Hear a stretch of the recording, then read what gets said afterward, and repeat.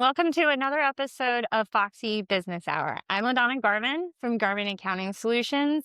And the format of our show is that we bring on subject matter experts and business owners to give you, business owners, information that you need to help your business. Today, we have a very special guest, Wes King. He is with We Insure. He's who I use. He's who I suggest all my clients use. And so I'm really excited to have him on. Welcome, Wes. Thanks, LaDonna. So Wes does insurance. You do car insurance, home insurance. Car insurance, home insurance, all your toys, and then obviously business insurance and all the things that go along with that. General liability, property coverage, cyber, workers' compensation, EPLI, all the fun stuff. So funny enough, you said workers' comp. I've been having a lot of issues with workers' compensation here lately. I actually sent someone to you, but that had trouble with it. But why is workers' comp such a pain? Like if you're like a roofer or you do gutters, apparently like there's only like 2 places you can get workers' comp. So depends on a lot depends on the risk. So what they're actually doing, right? If they're only doing residential roofs, like 1 story up, may not be that hard. The problem is most roofers don't just do 1 story residential homes, right? They may do apartments or condos, things like that maybe go 2 or 3 stories high. So there's a lot bigger risk there of them getting hurt. Basically, it's the law of large numbers. More people get hurt in that industry than obviously work in an office, right? Yeah. So depending on whether or not we can find coverage for them, sometimes it's better for them to actually get it through their PEO. Whoever's doing their payroll. Yeah. Oh, payroll. So a lot of times the payroll companies will actually be able to offer them workers' comp at a better rate on a group rate. Plus they're getting their payroll every month. Mhm. So with them getting their payroll, they know what that rate's going to be and they just make it a part of that process. So a lot of times we may write the liability insurance and their property coverage and everything else, and then tell them, hey, you've got this really great payroll person and they can handle your workers' comp. You're better off to get it there than get it through us. Not always, but in some cases that makes sense. So I like that that's how you do it, because you have certain people in certain fields that will try and make money and then not push you. But that's one of the things, like when I refer you, I'm like, Wes will tell you if it's cheaper somewhere else. Because I remember when I was doing my car insurance through you, and you're like, you're actually getting a cheaper rate right now through your current. And I'm like, nope, I'm going with you because I just don't want to deal with them anymore. When I get into an accident, I don't want to get on the phone for an hour and be on hold. I'd rather have you do that. That's kind of what's different about having an agent, right? Like you've got someone that you can reach out to. We can help answer questions and guide you in the right process. Now, obviously, we're not licensed claim adjusters, so we can't tell you, hey, this is going to be covered, but we can help walk you through that process. Hey, call this number. This is who you're dealing with. Oh, you haven't heard back from them? Let me see if I can get in touch with them, right? So we have a little bit more, we could press some more buttons than maybe you would. Yeah. Or if you have to change your car on your car insurance, you don't have to wait 3 days. You just make it happen. You're like the guru for that. It's our phone. We can make changes a lot faster, right? Part of it too is we have an entire back office staff. So if you have my cell phone number, but some people don't, they may call our 800 number. And when they do, they'll get a person on the other end, can take their information, process that change for them, and get them the documents they need. So. I was actually talking to an IT person not too long ago, and they were explaining how Microsoft works. I swear this correlates. Okay. So Microsoft is so big, right? That they actually have to have companies who they could like subcontract out their help desk. Yep. And to these different companies. And so when you buy like your Microsoft subscription, if you just buy it like the one person so like a company like mine or yours would only have like less than 10.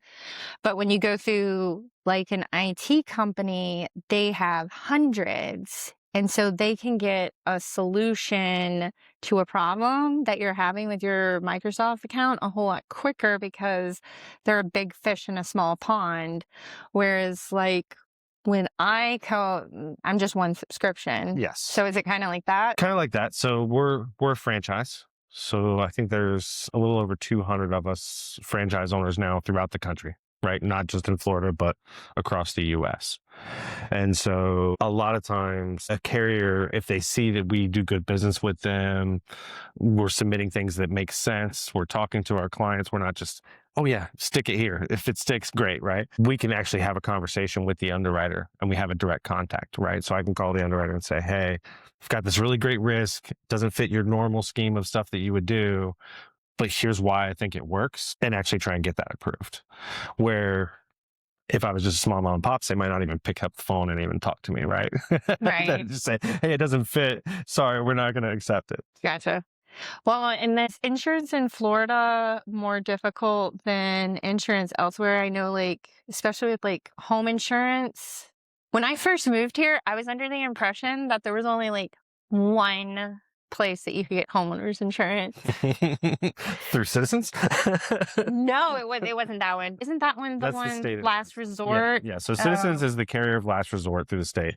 A lot of people like Citizens because they go that's all they've known. And they go, oh, well, this is great. This is the only place I could get it. And they did it and the rate's really good. Citizens is the state insurance company.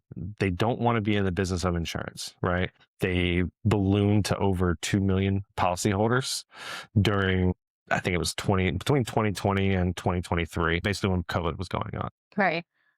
We had 6 or 7 companies go belly up. Basically, hey, we don't have any money anymore. And so they went But insurance is required. well, and so they went to FIGA. So people were like, what do I do? And there wasn't a lot of companies that were wanting to do business in Florida. Basically, we were one of the most catastrophically exposed states in the country. So basically, if we get hit, think about how many billions of dollars of damage would happen if a major storm were to come through Tampa Bay. Yeah. Right. And so carriers just didn't want to do business here. And the way that the statutes and the law was written was really heavily benefited the consumer. Okay. Much more than what people thought, right? Like, I get it. No one likes insurance companies. Nobody likes to pay that bill. Every company is a bad company when they deny a claim. But we were watching just claims come through that should have been settled, and for $20,000 or $30,000 that were being settled for $120,000, $130,000. And this was going on for 10 years or more. Then the state stepped in, they changed some of the legislation. And usually what happens is when that legislation changes, it takes about a year for everything to catch up. A year later, what we started to see companies coming into the state of Florida doing business. And essentially, usually what happens when a company comes into Florida, they go to Citizens, the state insurance company. Yeah. They say, hey, we're going to take 200,000 policies from you or 100,000 policies from you. Here's what we're looking for. And then the state gives them those policies, and that's how they start. And then there's some companies that came here and just started from scratch. They had 4 company choices probably 3 years ago. Now they might have 20 to 30, right? So their choices have greatly increased. Part of the problem that people who are in Florida and have lived here for a long time are struggling with right now, well, my insurance was $1,000 and now it's $2,000. Yes, but your home was worth $200,000. Now it's worth $400,000. So a lot of times that's where the pricing comes into play. Is more of, it's not that, hey, we've just jumped the price up on you. It's that the cost for us to rebuild your house or fix stuff when it's gone wrong has doubled as well. I know that insurance companies do that kind of stuff because when I came to you, like I'd been with the same insurance people for like ever, and then come to find out like significantly less. If you're like a common person, how often should you be checking on that? I would say you should be shopping your homeowner's rate once every 2 years. Okay. Making sure you're still getting the best deal in the market that's out there, right? And if you see a significant jump, and by significant jump, I would say if it's 30% or more increase, shop it. If you're paying $2,000 and your rate goes to $2,150, it's probably not worth shopping because you're going to go back through underwriting. You might have to provide new inspection reports. All that stuff for $150 is not worth it. But it's something that I tell people I would shop every 2 years because rates change based on losses that occur in certain areas, right? Or population. Population grows in your area, your rate's going to increase because there's more people there. There's going to be more claims. There's bigger risk. So that's where people really need to like if you want to live in Tampa, you want to live in Miami, you want to live in Jacksonville, you're going to pay more for your insurance because the claims rate is going to be higher. There's more people on the road. There's more houses. If a storm comes through, more stuff's going to get damaged versus if you lived in Inverness where the population is nothing compared to what you get in the Right. city, right? Like they're going to pay way less in insurance than what we pay. So you're doing your webinar on June 30th on business insurance. So I don't want to say too Reveal much on too here. much? Yeah. But what is the percentage? Like if you had to put a percentage, how much do you think in general you do business versus personal? Right now, it's probably about 30% of our book is probably commercial insurance. 70% of it is personal, homeowners, auto, that type of stuff. I've got 3 other agents in the office. Their main focus is personal lines. And so I handle, as the agency owner, been doing this 25 plus years now. I handle most of the business insurance that comes in. I can understand the intricacies. Each business is different. Some businesses are restaurant. I'll tell you, I love restaurants, and I love restaurants that sell alcohol. Most of them do, right? You got a bar, everything else. So then they have to have property coverage. They have to have liability. They have to have liquor liability. They need workers' comp, right? Then I can recommend them to payroll companies, payment processors, things like that. So it's making sure they've got the right coverage in place. Because I can tell you a lot of times, if they're brand new, it's what did I plan for? Did I plan for all this? No, right? A lot of times it's figuring out, hey, what's your payroll going to be like? Because a lot of your rate will be based off of payroll and sales. And if you don't know what that is, how do you know how to estimate that? That was something when I first went into business. There's certain insurances that I knew I had to have because I have to have like error insurance because I'm an accountant and I'm putting a lot of information out there and humans make mistakes. When we were talking about the cybersecurity insurance, I was like, why would I need that? Because I'm not like on the internet, but you are. You're on the internet all the time. Like if I go into QuickBooks, I go on the internet. If, come to find out, my entire share drive is on the internet. Yeah. Cyber, I'll tell you, the cost of it is increasing as more people purchase it. It's probably one of the biggest risks that most people face nowadays. And a lot of companies don't realize the importance of it until it's too late. So one of those groups, the trades gas. None of them think that they need cyber insurance, right? But I can tell you, we've seen where someone's hacked their system, sent an invoice, or they've gotten an invoice from a client that's not really a client, right? And they've gone in and paid that, and they were hacked. Who's going to cover that loss of income that they just paid out, right? And so the cyber insurance goes to cover things like that. There's a lot of different things that it covers. A lot of times it can cover your laptop and stuff like that. You leave, you've got paperwork there with your laptop. You leave it, someone steals your laptop. What happens, right? A lot of times if you've been hacked, depending on the industry you're in, you have to make a public announcement about it, right? Cyber insurance sometimes will cover that and do that for you. So there's a lot of people who may think they don't need that coverage, but I can tell you it's becoming one of the more important coverages to have right now. I could kind of see it from like a tradespeople. They're like, well, we don't have anybody's personal information. From my perspective, like in accounting, I have a lot of personal information, but so does most accountants. But you're like, okay, the person that came to fix my toilet, wouldn't they know my name and my address? But I didn't think about it like from somebody hacking in and taking money from your clients or taking money from you. So what would you say is the most common myth about insurance that you would like to debunk? Oh, the most common myth is, I hear it more from people about their auto insurance than anything else. And they go, well, I have full coverage. There is no such thing as full coverage. No such thing. What most people are referencing when they reference that is that they have comprehensive and collision coverage to cover their vehicle. Meaning you get into a car accident, you've got like a $500 deductible to get your car fixed. That's what they're referencing. Or your windshield gets cracked, you've got a deductible, they're going to fix your windshield. So when most people reference full coverage, that's what they're referencing. But I hear it all the time, oh, I've got full coverage. But then I will look at their liability limits, because liability, just for example, bodily injury liability on an auto policy goes to cover if I hit someone else and I hurt them. Right. And I'll look at their bodily injury and it'll be 10,000, 20,000, meaning they're only going to pay out 10,000 per person up to 20,000 towards their injuries. That's definitely not full coverage. Right. So it's one of those things that people say it all the time. They say, hey, I have full coverage. And I go, you can never have full coverage. Right. You never know what's going to happen. Now, what your best bet is to do, protect based on what you have and what you have that you can lose or that people can come after. right? If you own multiple homes, okay, you've got a pretty good, you make a pretty good living. You want to protect that income. Okay, well, then you need to carry some higher limits to help protect that stuff. Is it fully going to protect you? You can't fully protect against anything, right? So are they confusing full coverage with what lenders require you to have? With what like a finance company typically would require you to have. And it's been referenced that way for probably 50 years. So the average consumer doesn't know, right? But that I would say is the common thing, because people will call and they say, I just need full coverage. You need comprehensive and collision to satisfy the lender who's financing your vehicle, or whoever's financing your house. You need to have the proper coverage. I'm not going to lie, until I met you, that was what I did. I went, I just need full coverage. And then when you get into an accident, you're like, but I have full coverage. Yes. What do you mean I have to pay a deductible? Yes. I have full coverage. Yeah. Okay. Yeah. So what year did you open your branch of Insure? So 2020, August. Wonderful year. Middle of COVID with a newborn. And I'd been working for another company for essentially 12 years. We sold 2 years prior to a big M&A company and stuck around. M&A? Yeah, mergers and acquisition company. So Okay. we'd sold to them.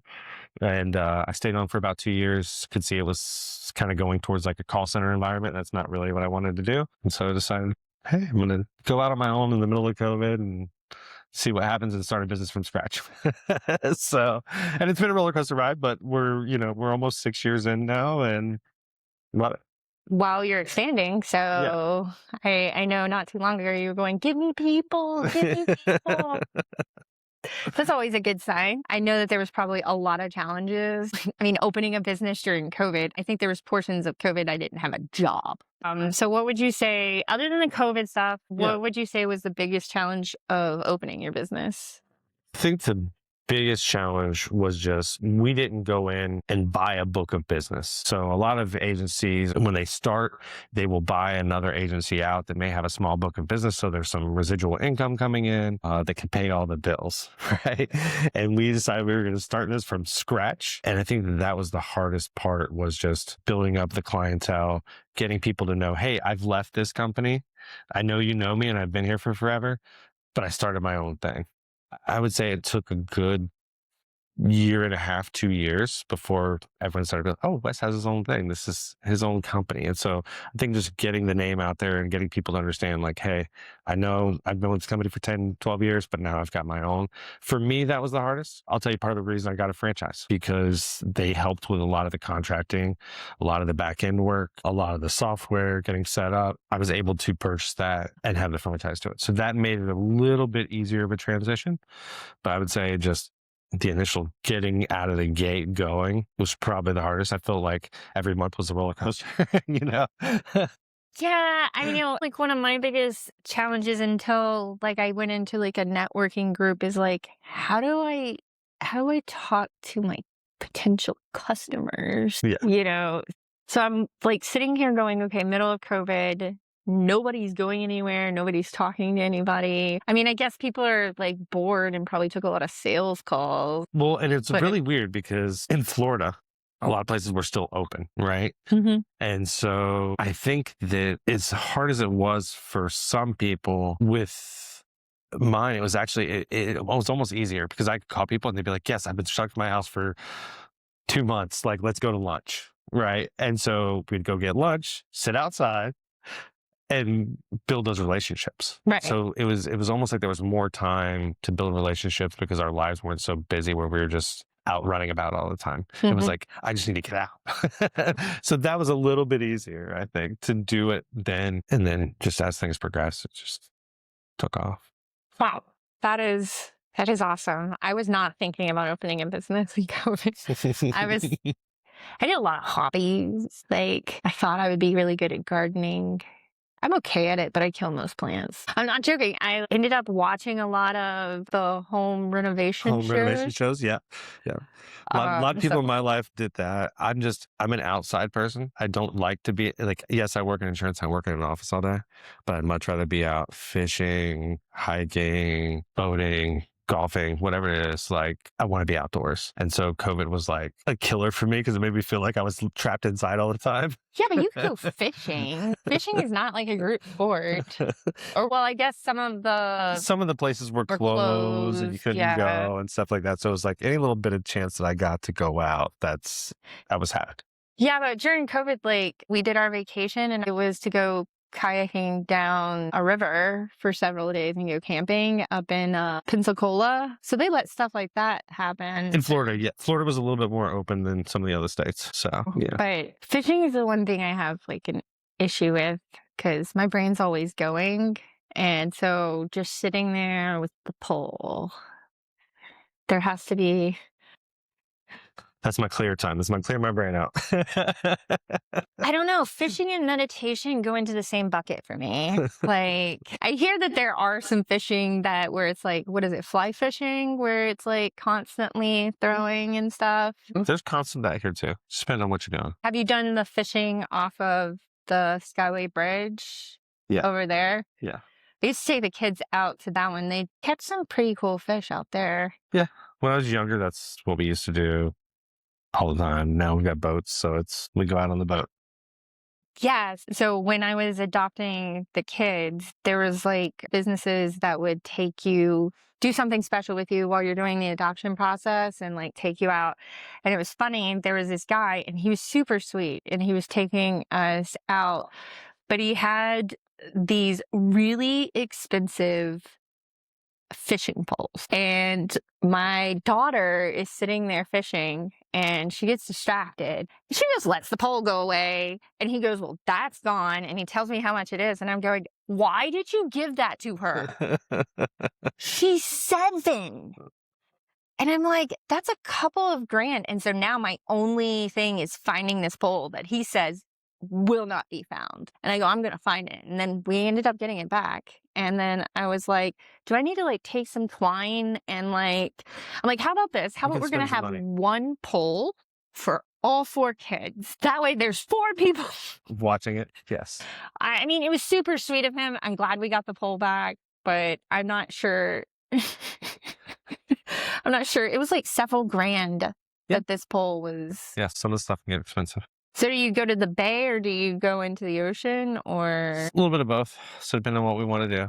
I mean, I'm a Florida native, so I love the freshwater fishing, bass, catfish, whatever we can do here, freshwater. But then I also love the flats and things like that over in the Gulf. Can't do the ocean. I get so seasick. It has to be like a big cruise boat for me not to get seasick. And even sometimes on the cruise boats, I get seasick. But I guess you don't get seasick. Sometimes. There's be a bigger boat. It has like, if I go inside, like on a lot of the bigger boats, they'll do like what they call a muster drill.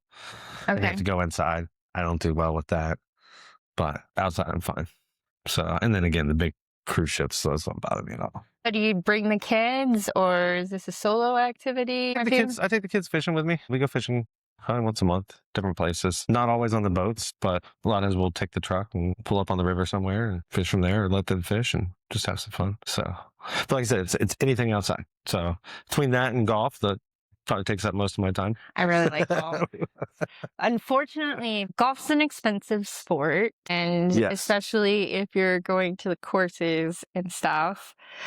But before 2024, I had the perfect golf course. Like, it was affordable. It was like 25 to like go play the whole 18 holes. It wasn't like the best course in the world, but it was like. Was it the one by your house? Yes. Yeah.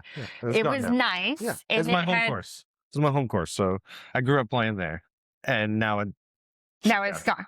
But if you go to like Lake Bernadette, they don't have a range. No.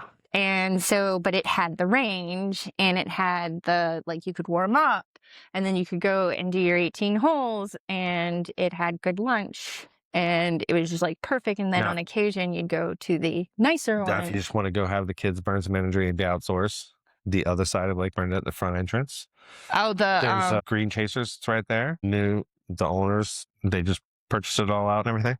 Great. Spend some money. It's a great time. Kids can go out there. I take my kids there and just let them go all day and hit golf balls. Yeah, and they're under new ownership because my husband started going back out there again because he'd hit the balls too far. They've got nets up now, new Yeah. lighting. They're spending some money to really make that place nice. I was very disappointed. They haven't even done anything. I would assume that whoever owned it would have gotten like some insurance payouts. So if you get an insurance payout, do you have to do the repairs? Totally depends. Depends on what all it is, what all is transpiring. So as an example, your car gets totaled out, Okay. right? A lot of times the insurance company will take possession of that vehicle when they make that payment to you. But you don't have the vehicle. But you don't have a vehicle anymore. You got to go buy a new vehicle. Sometimes with homeowners insurance, it's complete loss, disaster. They'll just pay you out.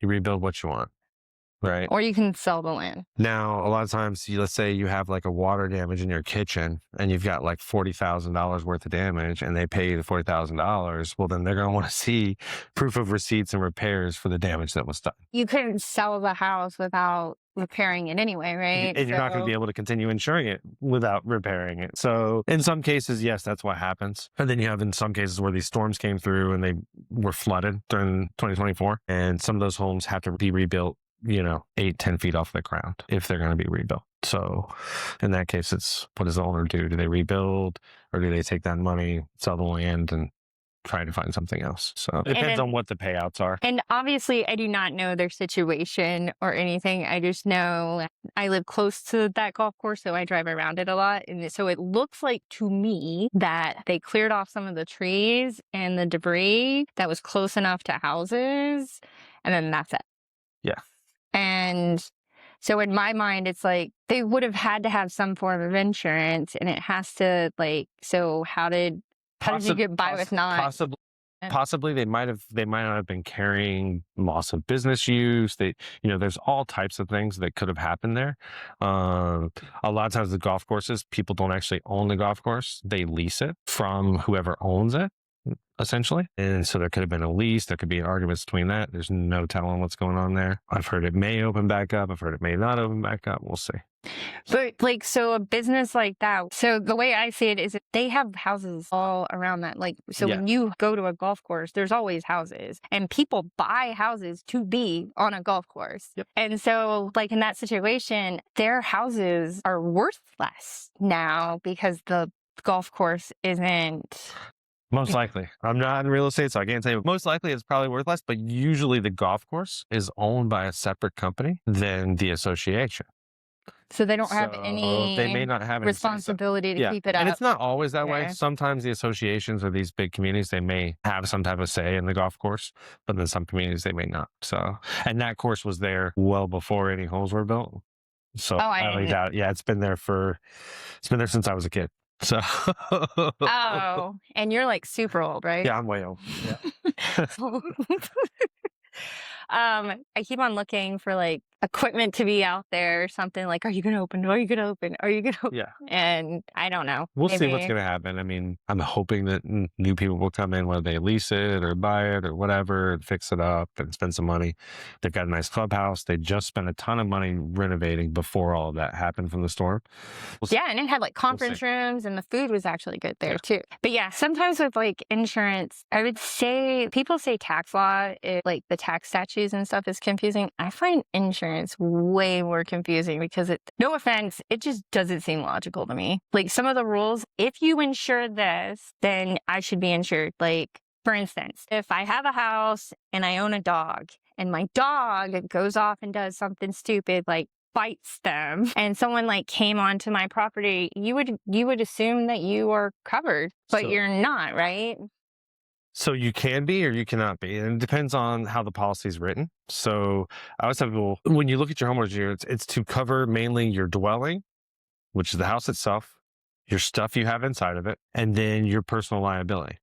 But then they have these little things that they have endorsements onto the policy for things like animal liability, trampoline liability, solar panels, all these little different endorsements. And I don't think it was always that way. Again, I've been in this business only 26 years. But what I've seen happen is as suits arise, more claims arise from certain things, they will start to say, okay, people have found a loophole to get money from us from the insurance company, or this happens way too often for us to stay profitable. Let's put some limitations or let's put some exclusions. And so they may say, hey, you've purchased home insurance, but you've got a Staffordshire Terrier. And I have had one in the past. It's a great dog. I'll raise them. But statistically, they have more claims.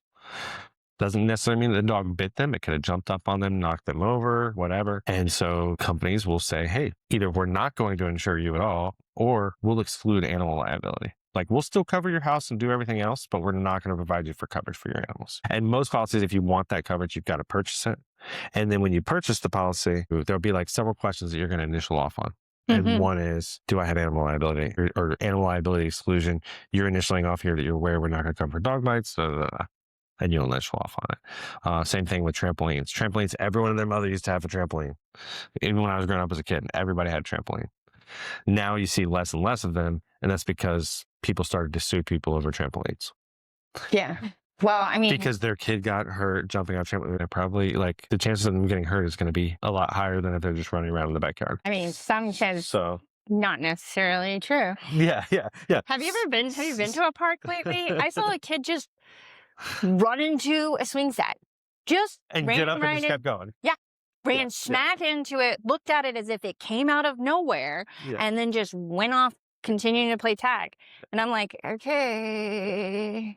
Yeah. And the thing is, you never know, right? Some people are very protective. Some people are like, look at their kid and go, well, what were you thinking was going to happen? You know? And some people will look at it and go, well, if you didn't have it, my kid wouldn't get hurt. Now we got medical bills and this is what it is, right? So the insurance companies don't just go all of a sudden, hey, we don't want to insure trampolines. Essentially, claims arise, and there was a mountain of claims coming in for that. Why are all these claims coming in? Oh, because people are finding out that the insurance companies will cover this. Sent my kid to the neighbor's house 3 doors down, broke their collarbone. Now I'm going to assume try to get some money. And it's not that all people are that way, but that's what happens. And so then we see these exclusions or we see limitations. One of the big things you see right now is you see a $10,000 water limitation on a lot of policies, homeowner policies. They're older, and a lot of that has to do with copper piping. Copper piping, the longer it's around, it gets little pinholes in it, copper does. Yeah. And it starts to leak. And you're going to have issues, you're going to have claims. And so because of that, a lot of the older homes either have a water damage exclusion or a 10,000 limited. Hey, we're only going to cover for up to 10,000 if pipe breaks or something like that. And then there's ways for people to get that bought back to get full coverage, which is, hey, show that you've replumbed the house with PVC or whatever it might be. We'll submit that to the insurance company and see if they'll give you full water damage back. And then, of course, they can try and get it back and then just pay the additional premium for that coverage. And I get some of that. I would say like the trampoline type stuff. In my mind, common sense is I allowed my child to go over to said person's house. It's my responsibility to know that they have a trampoline and to either give or not give my permission for them to be on said trampoline. And if I allow them on said trampoline, I'm assuming that if they are going to get hurt, I've done the assessment in my head of my kid's likelihood to get hurt, and I've decided it's okay. How is it that's parents' fault? Like, it's you own it. It's your responsibility. It's the same with pets. This is kind of what you're talking about, like with animal liability, right? Yeah. The minute you take an animal into your care, custody, or control in the state of Florida, and I say that care, custody, control, because that's what it is. That's what they call it. You're responsible for it. So you invite your friends over and you tell them, oh yeah, bring your dog. That's fine. They bring their dog over to your house. Guess who's responsible for that dog now? You are, because it's in your care, custody, or control at your home. Same thing, if you own a dog and you let that dog out, it's in your care, custody, or control. And so essentially what would happen in most cases, they'd probably sue all parties involved if something were to happen. They'd come after the dog owner and then they'd come after you because you allowed it at your house. And so we've seen that so much with animal liability over the years that that's why you see the exclusions and limitations on coverage. Just an example, I had a client, this was probably 12 or 15 years ago. They had a small Yorkshire Terrier, like tiny dog, and they were walking it. And one of the neighbors decided to take off running because they were afraid of dogs, tripped, broke their wrist. They sued the client and their homeowner's insurance company, and Because they were walking down the road. The dog didn't bite him, dog didn't anything else, because the dog was there and scared him. And the homeowners insurance company actually settled, paid them money, and it was wiped away. But this is why you see these exclusions and limitations in there, because they don't want to have to fight and pay an attorney to litigate this for, it was going to cost them more to hire an attorney and fight this person than it was just to say, hey, here's a check. Sorry this happened to you. Let's move on. Now, do I agree with that as a person? No, but see, that's what I'm talking about, the common sense. Yes. Okay, so I would say, but the common sense is the care, custody, or control in Florida. You take on that animal, you are liable for that animal regardless. You are going to see, you have a reasonable expectation. People own dogs. Okay, there's a reasonable expectation that you are going to run into said dog if you are walking around the neighborhood. Your fear shouldn't be another person's. That's not on them. That would be like me saying, I don't like people with green shirts on, and it freaks me out, and I get scared and I jump out the window and I get all these injuries. Is it your fault because you were wearing a green shirt, or is it my responsibility to control and maybe get some medical help with that possibly unrational fear? It's the reason why I don't have any pets, because I know the liability associated with it is what happens to people. And again, it depends on where you're at. What state are you in? What place are you at? What are their rules? What are their laws? What are their regulations in that, right? So, you go on a fishing charter here out of Tampa Bay, just as an example. You got a fishing charter out of Tampa Bay. They don't give you a big warning about there being lead on the boat when you get on the boat and go on a fishing charter, right? Right. Every boat is going to have lead on it. It's a fishing charter, like the weights are made out of lead. That's what it is. But if you go to California and you go on a fishing charter out of California, one of the very first things they'll do is they'll sit you down and say, hey, I have to let you know that there's lead on this boat because it can cause cancer. Yeah, but it's California. But it's California. Yeah, so that's what I'm saying. It depends on where you're at and what it is. Obviously, some things happen there that's why they're doing it there. Whether it be some legislators made that or something's happened with people that they've decided that they're going to say this. So that's where a lot of this regulation stuff comes from. And some of it has to do with the way the laws are written, the way the statutes are written. And so the care, custody, or control is part of what's in Florida law. And so that's why you see that with the companies saying, okay, the state says you're responsible. Okay, so going on the other side of that, so common sense, Florida has hurricanes. Yep. And when you have hurricanes, you have rain, yep, which is water falling from the sky. And where there's water, there are floods. And let's admit that Florida is a rather flat state. Super flat. And in some portions of it, probably shouldn't be above water, but is. So I know people that get insurance, think they're covered, don't have flood insurance, like in 2024, ended up seeing their houses flooded and it wasn't covered. Common sense, you live in Florida. Why would that not be a part of the... So here's the prime example, and most people don't realize this. When you look at your homeowner's policy, the first 5 major pages, usually your declarations of coverage is in there. One of those pages says, in big bold letters, your company, this policy does not provide flood protection. And so what people think, and it has to be what people actually understand flood is. So the definition of flood is rising water from outside of your home that damages 2 or more structures or covers 2 or more acres of land. And so that's rising water from outside the home. So if a hurricane comes through and rips your roof off and you get water in from the rain because the roof's been ripped off, that's hurricane insurance. That's your homeowner insurance all day long. But if it's just water that all of a sudden now is rising up and up and up, and you see it slowly, now it's coming in your front door and it's coming in your house, that's flood, right? Storm surge. Hurricanes coming in, that water's getting pushed in, that's flood. It's rising water from outside of the house that's actually causing the damage, not the hurricane. It's separate. Typically it's a national program. Mm-hmm. Now, in the last, I think it's probably been 5 or 6 years now, maybe even more, there was a change within the government that now you can get private flood insurance if you have a mortgage. And so it might cost you less to get on the private market than to get it through the national program. So you can get it. It's just most people don't know that they need it. And some people that didn't need it 30 years ago or didn't need it 5 years ago need it now because everything's been developed around them. So there's a lot of times what I recommend people is talk to your neighbors. Is water ever been close? If you live in a brand new community, probably go ahead and get it, right? At Well, least until you can see what's going to happen. But the biggest thing I saw, especially like I know where you live in your area, right? A lot of those homes were developed all around. So these were homes that have been there for 30 or 40 years. And then these companies came in and they, built new subdivisions. They paved new roads. Well, where's all that water going to go now? well, and like Zephyr Hills, where I live, is like, we're not close to water. Nope. And every time, like, there was like a big storm, not like last week, and we were going to my son graduation from elementary school, which I love it for the kids, but that is hard to sit through for elementary school, but it's beside the point. But they flooded. Yeah. It was one rainstorm.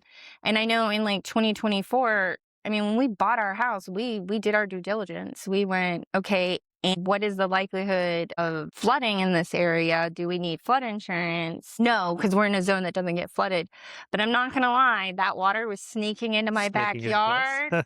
And I was like going to my husband going, we don't have flood insurance. Yeah. And the water's coming. And he goes, we're fine. I go, but we don't have flood insurance. So the biggest thing that we see that happens that causes some of that too, is especially when a hurricane comes through, you get a lot of debris in the water. And so some of these retention ponds that are meant to like overflow somewhere else get clogged up with debris. So if it gets clogged up with debris, where does that water go? Can't go anywhere until that debris is clear.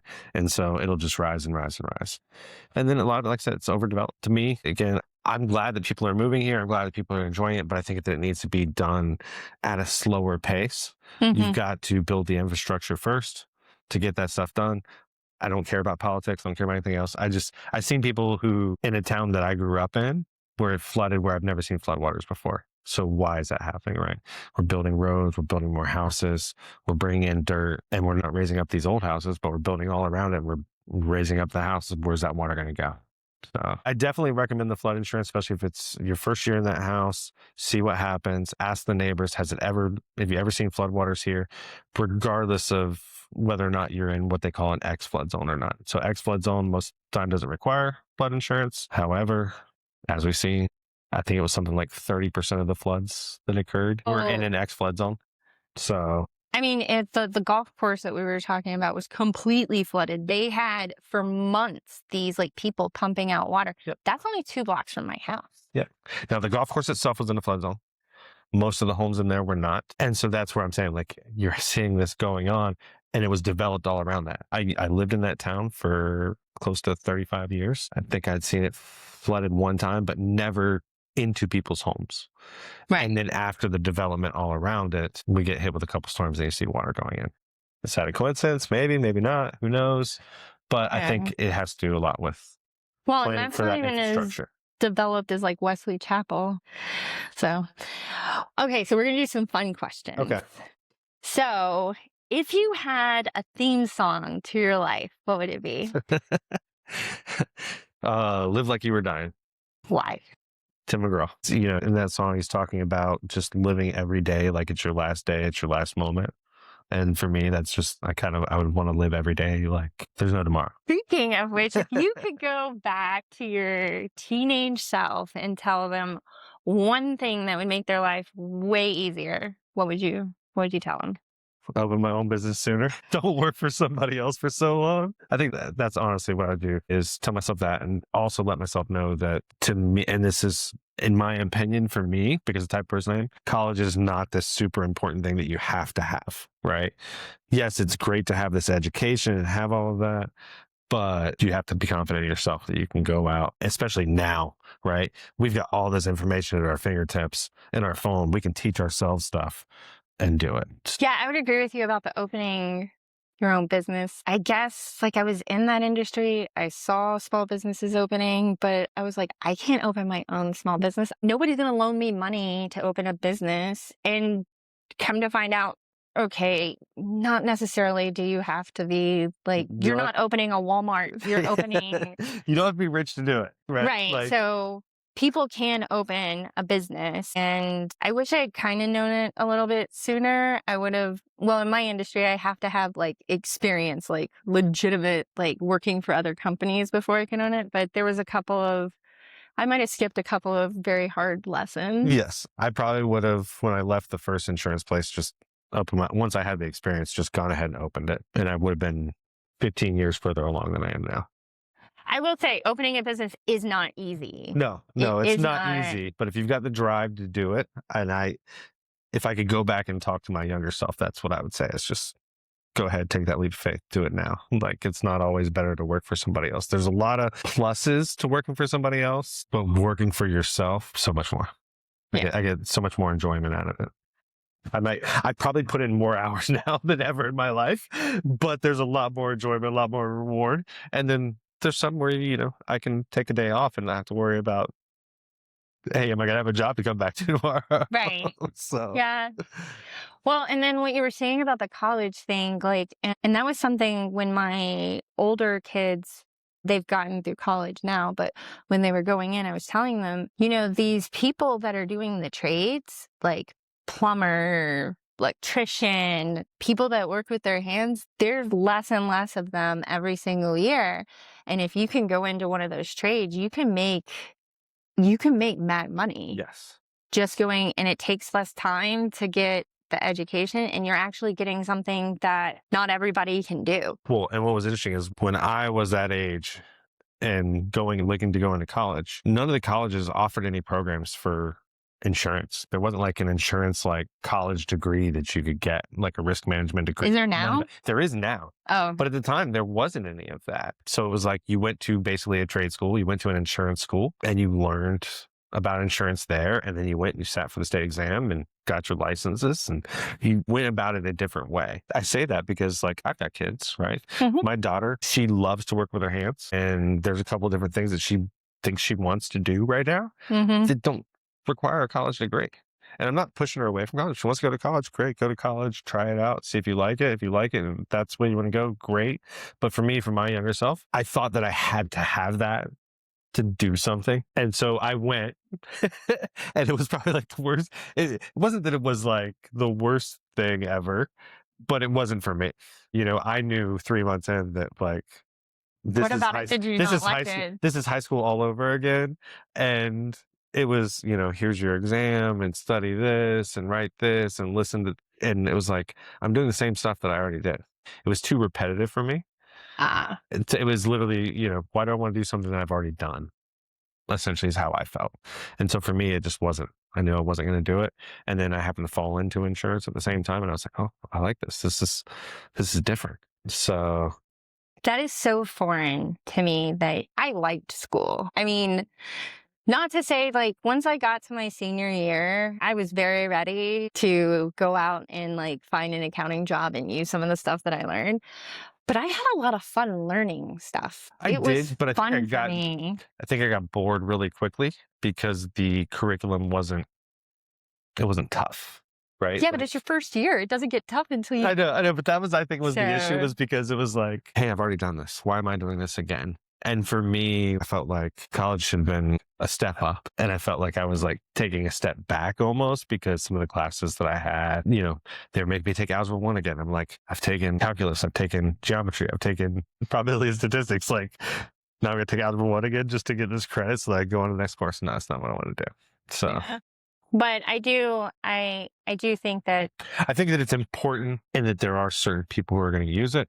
I think that as we get along further and further with society, especially with AI taking over and things like that, we're already have a shortage of welders, plumbers, mechanics, these things. So who's going to fill that space? And not everyone is made for college. That's my opinion. No, and I agree. And most people think welders, well, maybe not welders, because welders make, if you can... They can do well. Oh, yeah. Especially if you were a crazy person and you want to go diving.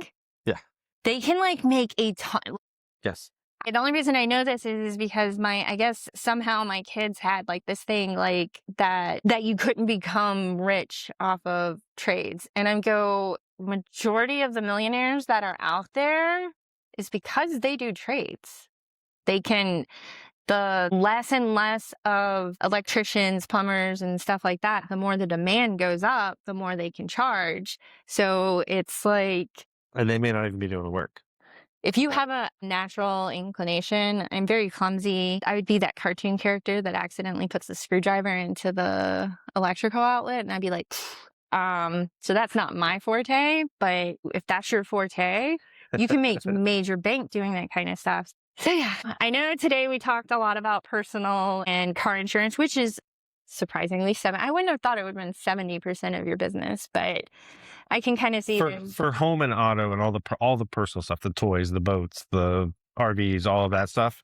That's about 70% of our business. And I'm really glad we did, because I learned some stuff today, and I'm hoping everybody else out there did too, because you don't know, there's a lot of information out there, and you don't know what you don't know until you don't know it. So but you will be teaching us about business insurance at your webinar on, yes, June 30th at 12. We'll be sending out the link. You can go on to our YouTube channel, or you can go into our website and it will have the link on there. I'm really looking forward to that, so we can give the business owners some information about the insurances they should and shouldn't have. Yes. If I hadn't met you, I don't think I would be breathing quite as easily as I do now. Appreciate it. So any final thoughts before we... That's it. Awesome. Well, thank you for coming on and doing the camera thing with me. And we will see you at the end of June. Thank you for coming on to another episode of the Foxy Business Hour. Please like, subscribe. If you have any questions, please pop them in there. We'll send them all your questions off to Wes and get them answered. And we will see you next time. Again, I'm LaDonna Garvin with Garvin Accounting Solutions, and this was an episode of the Foxy Business Hour.